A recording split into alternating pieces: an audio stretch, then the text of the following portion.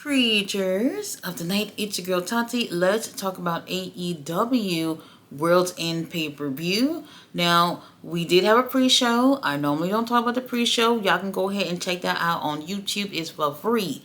Now, we started off with the right match, which was the semifinals for the Continental Classic. We started off with William Ospreay versus Kyle Fletcher. And I'm going to say right off the bat, this was the second best match of the night for me. We started off really strong with these two.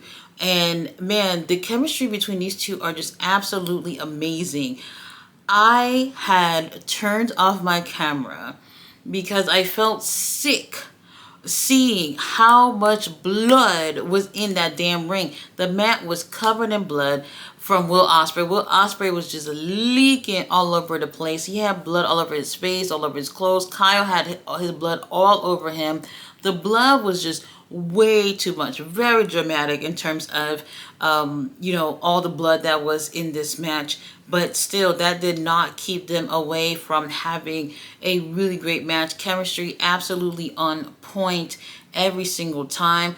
Personally, I would have loved to see Kyle Fletcher take the win. However, Tony Khan had other plans. Will Ospreay ended up taking the win with a Styles Clash. And again, we're doing the Styles Clash thing again. Okay, very interesting. Kyle Fletcher did an amazing job this year within his career, and whatever's going to happen next year, this got to be the guy for AEW next year. He's done absolutely amazing. But Will Ospreay advances to the finals. Alright, so after this, they do follow up with the second semifinals match for the Continental Classic. It is Okada versus Ricochet. Now, while we had William barely clinging on to life by the time he got out of that ring, Okada barely broke a sweat with Ricochet, which was very interesting to me. I thought that this was going to, based on what we got for the first match, I was like, all right, they're going to give us a lot of energy, a lot of Ricochet more giving fast pace and Okada being typical Okada. I thought we were going to get something close in chemistry with what we saw with, in the first match, and it just didn't work out that way. Not to say that this was bad. It just felt like by the time it was over, Okada didn't even break a motherfucking sweat, which was very interesting. So yes, Okada ends up taking the win with a Rainmaker, and I'm just like, okay, it's exactly what we thought it was going to be the very second y'all announced who all was going to be in this. So yes, it turned out to be Okada versus William for the finals of the Continental Classic. Now, here is where things get really ugly. So now, Okada leaves and Ricochet is in the ring. Somebody had already threw toilet paper at him, so it was right there next to his feet. And to make matters worse, Swerve Strickland music hit. He comes out in some crazy outfit, and it's like, bro, don't wear that again. Now, he comes on out there, he's by himself, and I'm like, okay, he's by himself. What's going to happen here? And just what I'm thinking that maybe they might swerve us with like some Hurt Syndicate shit, I don't know. Then out of the blue, here is Prince Nana with a wagon filled with toilet paper as he's sipping on that coffee. He goes around and he's handing it out, toilet paper, to people all over the audience, so that when Swerve counts to 3, everybody can throw their toilet paper at Ricochet. And then he counted to 3 and everyone threw it at him. Ricochet looked angry, but really sad at the same time. And for me, I'm just like, damn, I kind of feel bad for him. Like, Lord have mercy. Did he deserve that? Probably not. But Swerve and Ricochet, this is going to be interesting because now that this has happened to Ricochet, Ricochet has a common enemy now with the Hurt Syndicate. And this might help the doors open for him getting into that group. We'll see what ends up happening. Remember, Ricochet does have a match at Wrestle Dynasty next weekend against Zack Sabre Jr. He ain't winning, so we're not even worried about it. But after that, I'm pretty sure that will be the next time we'll see him next, is at that New Japan pay-per-view, and then maybe a break or something like that before they can actually pick up with their storyline. We'll see where that goes. After this, we have Mariah May versus our girl Thunder Rosa in a Tijuana street fight. They had weapons and bicycles as weapons and all that stuff, basically trying to put you in the mood in terms of being in Tijuana. We did have Thunder Rosa's dad, who was sitting ringside with his little cane, watching his daughter do her thing. I was very surprised that this came on third. I was just like, wait a minute, what? Why is the women's match coming on before the TBS title match? And we're going to get to that in a second. Now, the match, not bad. I feel like in terms of Thunder Rosa, we're seeing a lot of variation of street fights, hardcore style matches with her.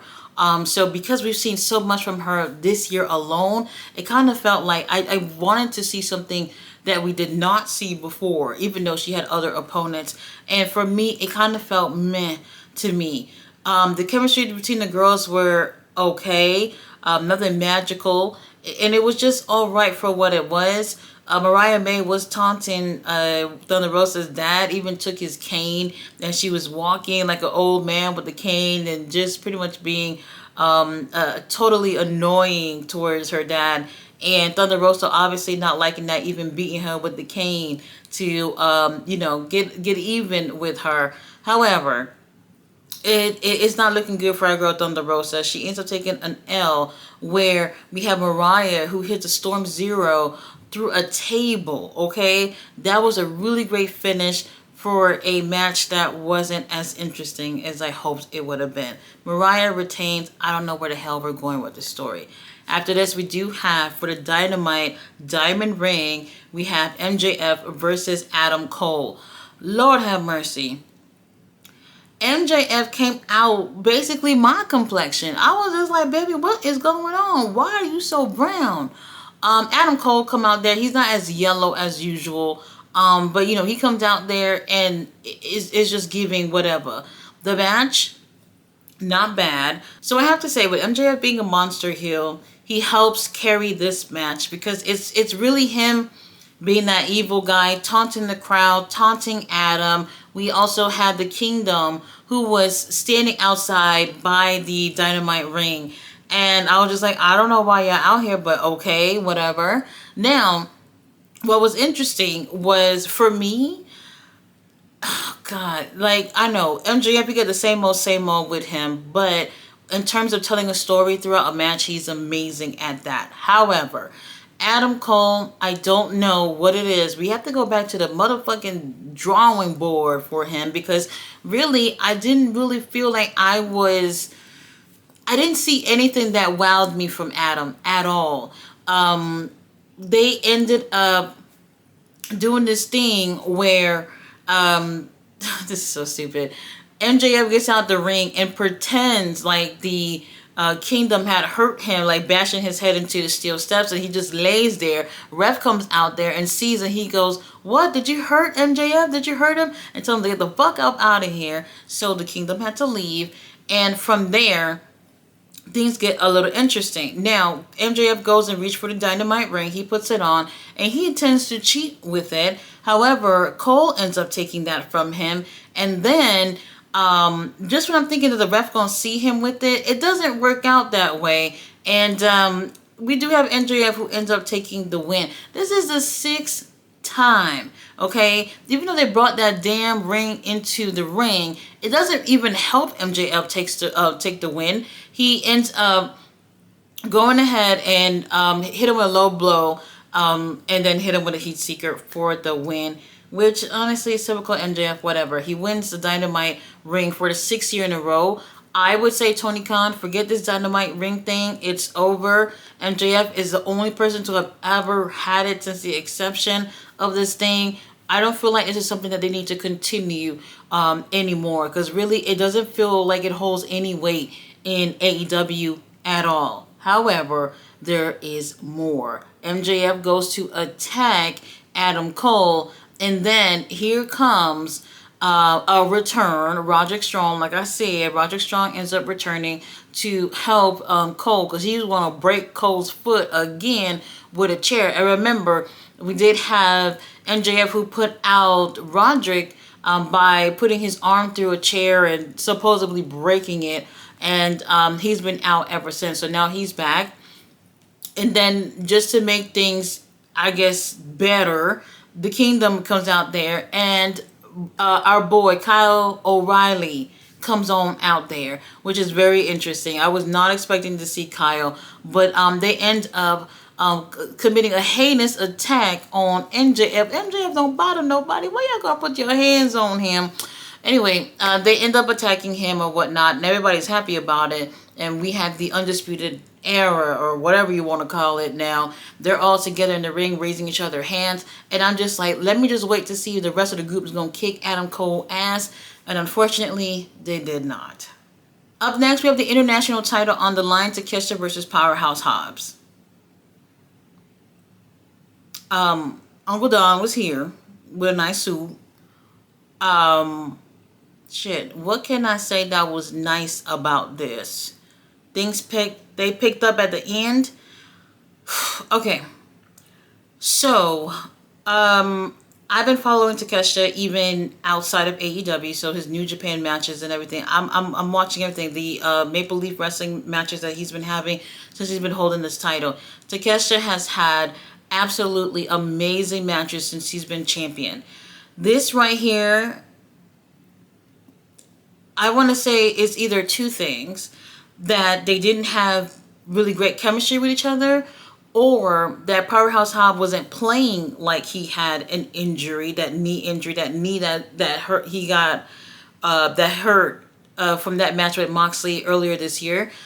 I don't know if he was hurt and just continued the match, or they were just playing off of that, for drama. But for me, I felt like if they were playing off that for the drama, they did too much. And it really made Powerhouse Hobbs look more weakened than I think it should have been. Now, I did feel like from the get-go that Takeshita was going to retain, but this was still an opportunity for Powerhouse Hobbs to look strong. And for me, I just didn't see it. Things did pick up towards the end of the match, but it wasn't strong. And I don't know where we go from here. Takeshita takes the win with a Raging Fire. Beautiful move, by the way.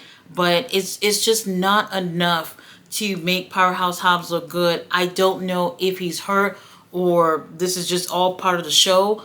It just wasn't a good effort to me. And honestly, I wouldn't even recommend anybody even taking the time to watch this. Because really, in terms of what we've seen Takeshita do as of late, this has no comparison to anything that he's done. I ain't like this at all. Let's talk about what I feel like is the match of the night. So Ospreay did his little interview backstage with Renee. When he was talking to her, he was still full of blood, and the doctor was trying to attend to him or whatever. And I was like, oh, your match was like a good hour or so ago, and you still covered in blood? Okay, cool. And when he's talking to Renee, dude is talking, blood is running down his face, and the blood that's on his mouth is just being thrown onto the microphone. The microphone is covered in blood. Like, what the hell are we doing? It's gross. Absolutely gross. Okay? Now, match of the night. Best match of the night. Yes, you heard it here. Our CEO versus Statlander. And this is the second time that they've gone after each other. Holy shit. I didn't expect too much from it because I was like, they already had a match with each other pretty recently. And I wasn't sure if this was gonna be like, if this was gonna give like pay-per-view quality, or if this was gonna be like collision quality.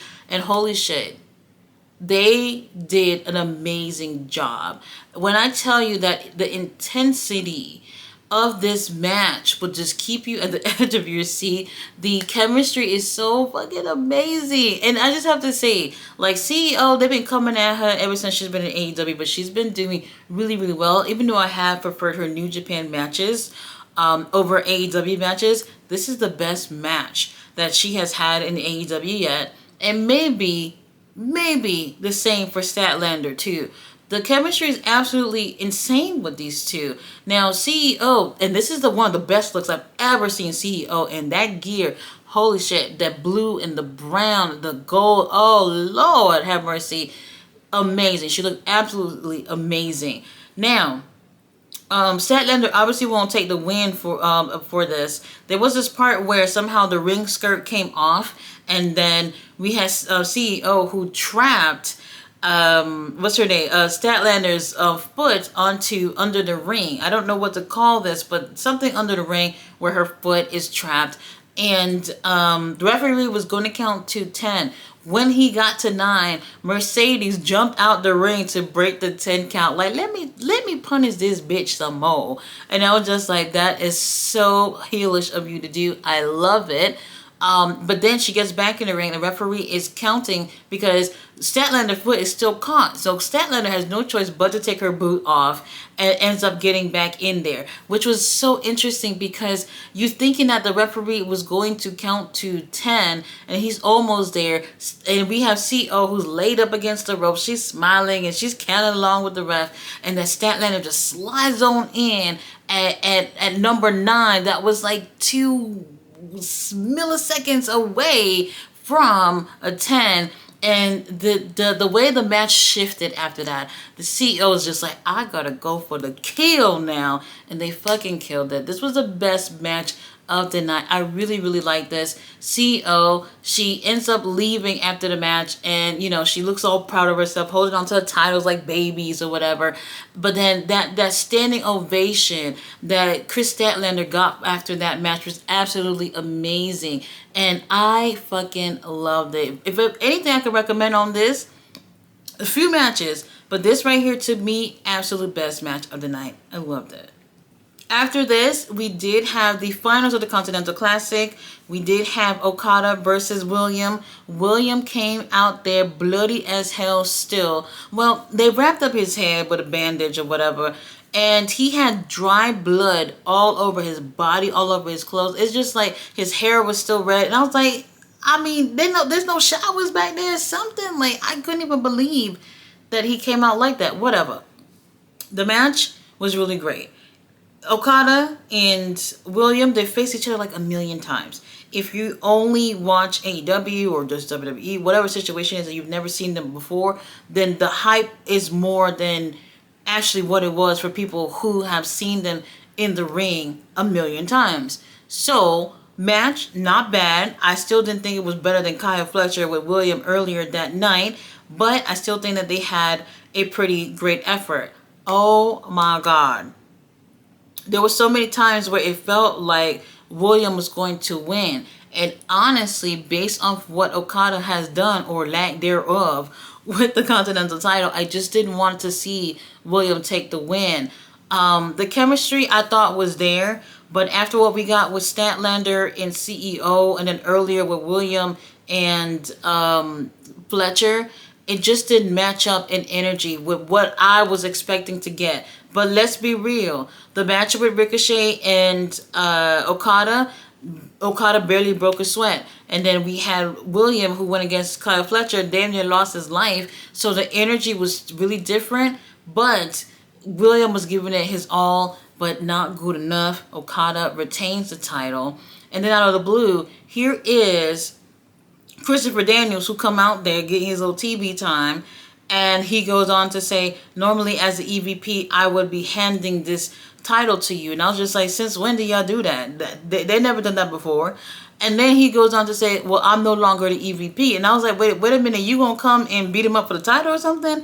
And then he goes on, but this guy is Kenny freaking Omega, come out there with a clean ass suit. Bobby Lashley, did you see that suit? That's how you wear a suit. He looked so yummy in that suit. He takes the Continental title and gives it to Okada, and just perfect spot so that you can catch that little all-in sign all the way at the rafters, so that you can know that maybe we're hinting here for Okada versus Kenny Omega at All In. I don't know. I bought my ticket already, so Tony Khan make it happen. So that would be really interesting. It was great to see Kenny. The whole fucking building was shook up for Kenny Omega returning. If you want to see Kenny Omega back in the ring, Wrestle Dynasty is coming up. Go ahead and check that out, because that's the next time Kenny will be in the ring.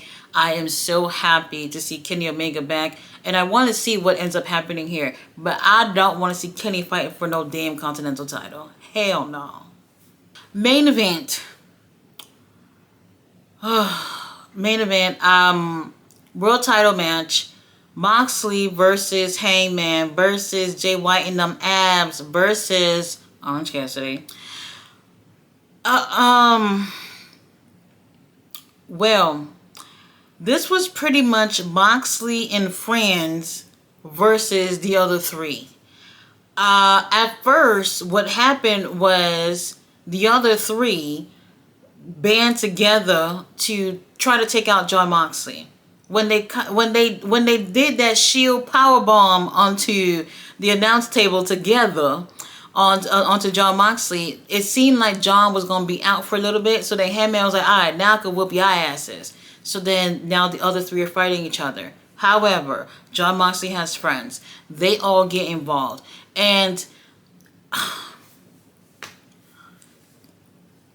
it was too much. And y'all know me, I love the heels, I prefer the heels, but it was just way too much involvement. And with it being a fatal four-way, anything goes. So the ref can't do anything about it. And I just didn't think that they would be so involved like this. And for me, I was just like, it would have given John Moxley more credibility to be able to win cleanly. Maybe even have Death Riders all ringside but never really get involved. Something where it would have given that credibility to the group if it wasn't a fucking handicap match, essentially. We had Hook, who was watching from the rafters. For what reason, I don't know. Our stepdaddy, Mama Wayne, and them was there too, watching from the rafters as well. And I was just like, okay, well, looks like our stepdaddy's waiting to just strike whenever he's ready. Even with that turtleneck on, whatever. He's ready for whatever. And the interference was just absolutely dreadful. It just really was just Death Riders versus everybody else. That's what it was. And I just felt like it was too much. Shit, I forgot what I was about to say. John Moxley ends up taking the win. Ends up pinning Jay White for the win. I didn't care for this. And too much was going on. And just what I'm thinking that they're going to beat the shit out of everybody else that was just already in the ring. I was hoping that they would kind of feed off of what happened with Rampage last night and bring out some of them wrestlers who came out into that brawl, and pretty much having people being like, you know what, I agree with the Death Riders, I'm on their side, and then Team AEW people over here. And that's what I was hoping was going to get. Instead, FTR came out. FTR new shirts came out. And who came out with them? Adam Copeland. And I'm just like, oh, Adam, baby, I miss you, but didn't y'all say y'all was going to come back on January 1st? They did say they was going to come back on January 1st. Apparently, they made an early trip. And for me, I didn't care. I didn't care because this was a moment to make the Death Riders... They're losing me. They're losing me in this story. And maybe other people too. Now, I know some of y'all happy to see FTR and Adam Copeland back or whatever. That's not the problem. The problem is that Death Riders sound cool, but not cool exactly. Man, Jay White hit our girl Marina with a fucking Blade Runner. Lord have mercy. How dare you put your hand on a woman? I just didn't care too much for this. And the match felt absolutely so short. It felt like the shortest match on the main card. For real, for real. It really did. The show actually ended 30 minutes than usual, which was very interesting. So they didn't make it to midnight. I think it was like 11:30 when they was absolutely done with the whole thing. And honestly, I just didn't really feel like the way it ended is ideal for Death Riders. I understand you're a heel and having your friends beat up people because it's cool. It works, but being also able to go out there and handle business on your own is cool too, heel or not. And for whatever reason, this was just a mess to me, and I just didn't care. I'm happy that Moxley has retained. They have already announced that Moxley is going to be teaming up with Claudio and Wheeler Yuta to go against rated FTR. And I am just like, okay, that's interesting. So we're going to get that for Dynamite, which will be on Max for anybody who didn't remember. Now, pay-per-view, not bad. Definitely opening match was absolutely amazing. Kyle Fletcher, Will Ospreay, I guess they're going to be beefing forever. The chemistry between those guys are absolutely lovely. CEO Statlander, best match of the night for me. Everything else was okay. Main event, if we're thinking long term in terms of the Death Rider story, this was not the best case scenario in terms of booking for this group. And I felt like they just made them look like bitches. What was his name? Adam Copeland even speared our boy John Moxley. Now, we looked it up because I was pretty sure that the two of them never locked up before. Moxley, Adam Cole, they've never, let me see, Adam Cole wish. Adam Copeland, they've never locked up before, so they've never had a match before that. So that's going to be interesting to see things play out where maybe Adam Copeland goes for the world title. I don't know what the situation is, but this could have been so much better. This could have felt, how about this? John Moxley won, but this could have felt like a victory for Death Riders, and honestly, it felt like an L to me. Now, we are moving into the new year. Tony Khan, let's get together with these stories. The Death Rider story is your biggest story. Don't fuck it up just to give FTR something to do. You know, I don't know where we're going with it. Guys, go ahead, check out the pay-per-view if you haven't. Like I said, what was good was really, really good, and what was bad ain't really worth it. Takeshita versus Hobbs don't even, it's not really worth it at all. Guys, thanks so much for watching my review. I will be back on Wednesday for Dynamite. See you guys then. Bye.